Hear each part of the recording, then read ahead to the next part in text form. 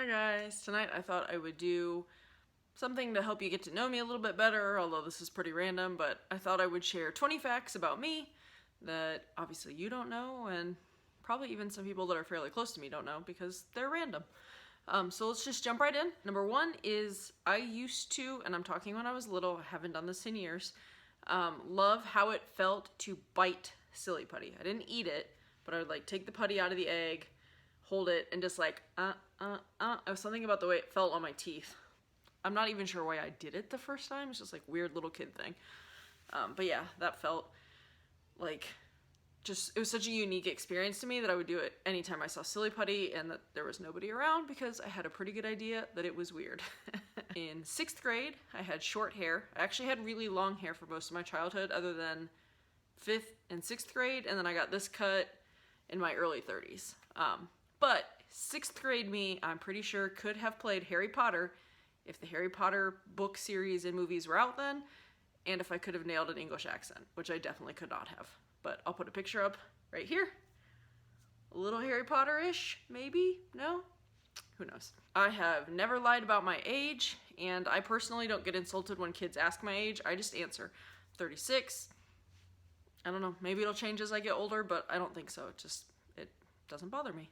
I do not like coffee or tea. I have tried every Starbucks type drink, frappes, mochas, macchiatos, coffee with a ton of sugar and milk in it. Any way you can doctor coffee up, I have tried it. I do not like it. And I'm definitely an anomaly because every single person in my family likes it with the exception of me.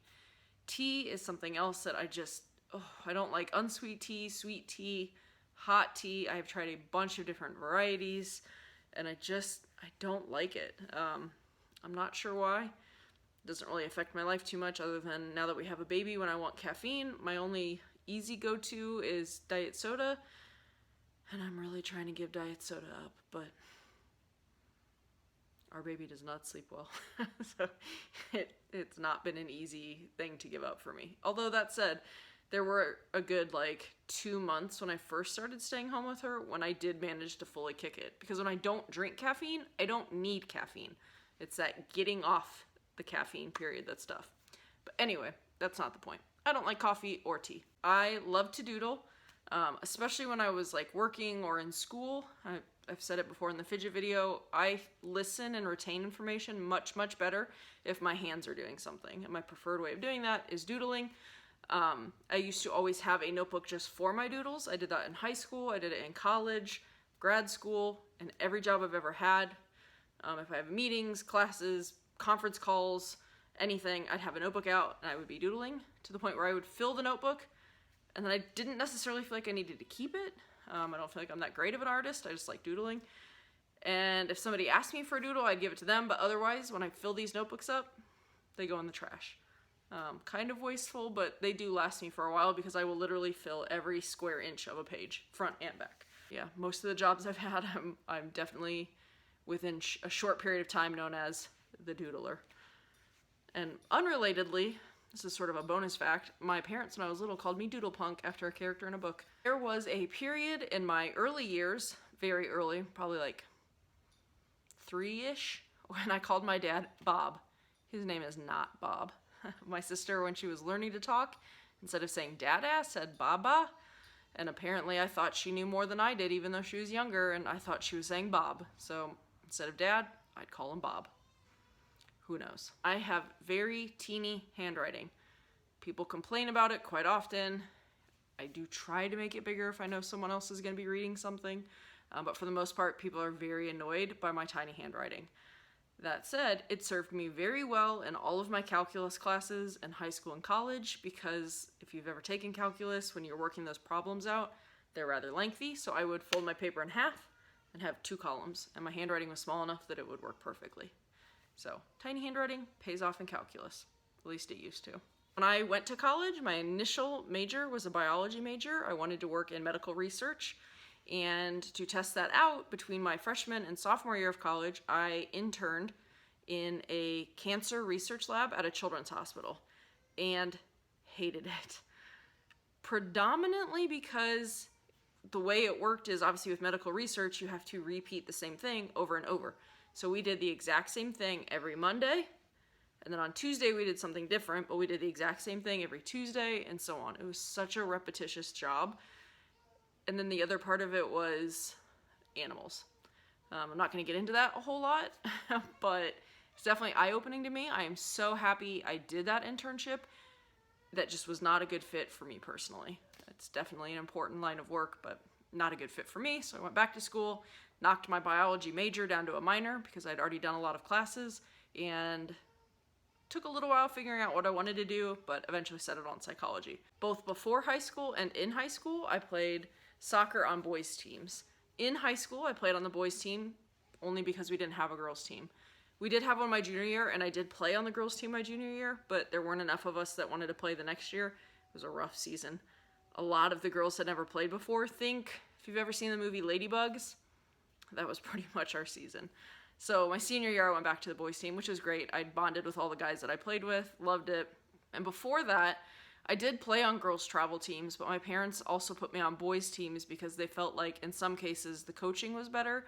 I played on boys and girls soccer teams, both indoor and outdoor, all year round. I loved soccer. I still love soccer. I went to grad school and completed all of the coursework for a clinical psychology Master of Arts, but I didn't actually get the degree because we had to do a full thesis. There was a bunch of things that happened that knocked it off track,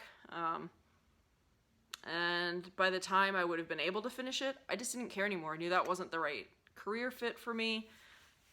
Well, the path that I was on going that education route, I knew it wasn't going to be the right career path for me. Do you see a trend here? I like mixing things up.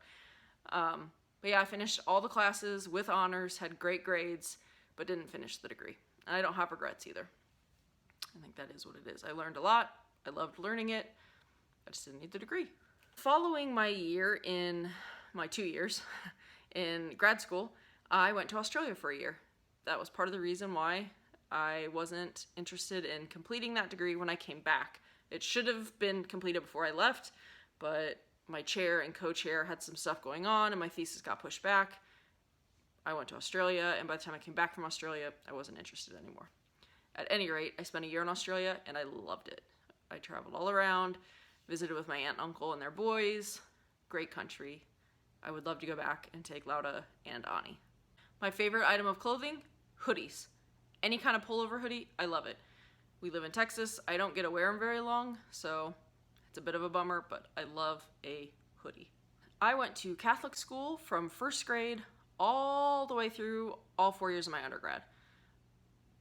Yeah, there's not much else to say about that. I grew up in a Catholic family and I went to Catholic school. I don't know. I loved it. I loved my Catholic schools. I loved the people I went to school with. Yeah. I have always loved reading, and I've always been somebody who, when I enjoy a book, I will read it over and over again. Many times. Even as a kid, I would check the same book out of the library over and over again. And now any book that I really like, I will buy, and then I'll read it whenever the fancy hits me. I was obsessed with horses, roughly from about 3rd grade through 5th grade. We lived somewhere where we couldn't own a horse. Not that we would have owned one anyway. But I loved horses. I went to horse camp for 2 weeks one summer. I collected Breyer horses. That was what I wanted for Christmas, my birthday. Anytime I could get a gift, I wanted a Breyer horse, to the point where I had such a big collection that at our local library they had these display cases where if you collected something, you could apply to show your collection there, and I showed my collection of Breyer horses. I also think I did a horse exhibit with them for 4-H one year, but I'm not sure. I am terrified of needles, but I have 2 tattoos. Don't ask me to be rational about it. I know it is irrational to be scared of needles and get a tattoo, but in my mind, for whatever reason, it's a different kind of needle. It doesn't freak me out, but if I have to get a shot or blood drawn, it's full on panic, like phobia level, terrified of needles. I love road trips. So much so that I convinced, although I didn't have to try very hard, Lauda to do a month-long road trip for our honeymoon. It was lovely. I love being in the car. I love being new places. I just love road trips and traveling in general, but road trips are a different kind of travel in my mind.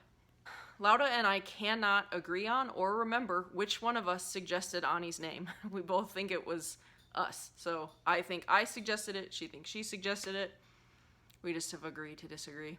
And that's okay. It's a cute name and we're both very happy with it, obviously. when I was a little kid, I used to do Elvis impersonations in the mirror whenever I was alone. I vaguely think I had aspirations to be an Elvis impersonator. I'm not sure why. This probably would have been like elementary school to maybe even early middle school, but I loved doing Elvis impersonations. However, I also knew that they were not very good Elvis impersonations and that I wasn't ever going to go anywhere with that. And last but not least, number 20, I convinced my dad to take me to see the Scream movie when it came out in theaters. And we went and saw it at this kind of old, it used to be a theater, like an actual like play theater, and they turned it into a movie theater. The chairs were on these like sort of tiered stairs where you could see underneath them. There was curtains. The whole thing freaked me out to the point where I asked to sleep in my parents' bed. Not their room, in their bed. I was terrified. They said no, I could sleep on their floor. That wasn't going to cut it, so I went and woke my very little sister up. She probably would have been a toddler at the time, and put her in bed with me to make myself feel better. And since that time, I have hated any scary movies. I don't like to see scary movies, and I blame that experience. I don't blame my dad. I was very persistent, and I was definitely old enough, at least in my memory, to see a scary movie. So it wasn't that. I just, for whatever reason, that whole situation freaked me out and haven't liked scary movies since. But anyways, that is 20 random things about me. Hopefully you enjoyed this. I'll try to get Lauda to do one soon. She's been a little busy with working out of the house with this whole quarantine thing, but I'll see what I can do. Hopefully you enjoyed it. Thanks. Bye.